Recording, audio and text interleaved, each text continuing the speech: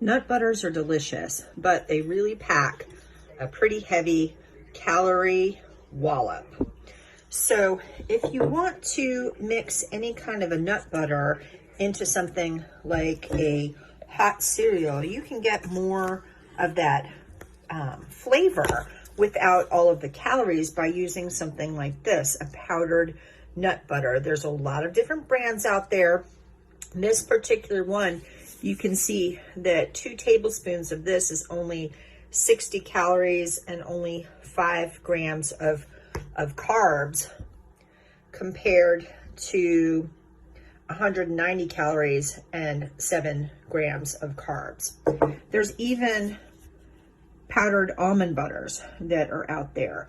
So what I do when I am making a hot cereal is I will do a serving's worth of the nut butter, the actual type that I want, and then I will add in a little bit of the powdered version to boost the flavor and boost the protein content without giving me such a fat and carbohydrate wallop.